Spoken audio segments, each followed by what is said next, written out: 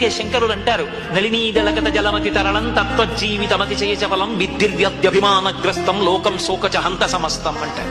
ఉన్న 3 రోజులు అక్కర్లేని అభిమానాలతో, అర్థం లేని పనులతో జీవితం వ్యర్థమైపోయింది.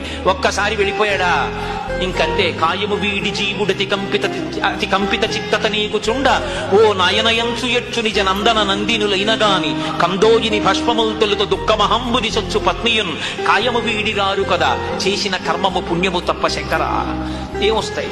వచ్చేది ఏం ఉండదు. కొడుకు అక్కరవాడికి వస్తాడు, కింవానేన ధనేన వాజికరి విప్రాప్తేన రజ్జేన కింవా పుత్ర కళత్ర మిత్ర పశుభిర్దేహేన గేహేన కిం జ్ఞాతైత క్షణ భంగురం సపతిరో చాజ్యం మనోదూరత స్వాత్మార్థం గురువాక్యతో భజ భజ శ్రీ పార్వతీ వల్లభం అంటారు శంకర భగవత్పాదులు. అన్నిటికన్నా ముందు రాంది ఏదంటే ఈశ్వరుడు. సంపాదించినటువంటి డబ్బంతా పాస్బుక్ లో అంకెలుగా అలాగే ఉంటుంది, ఏహి కన్నీళ్లు పెట్టదు, అక్షరాలు తిరిగిపోవు. కొనుక్కున్న వాహనాలు ఆఖరికి వాటి కాడి కట్టడానికి తీసుకొచ్చిన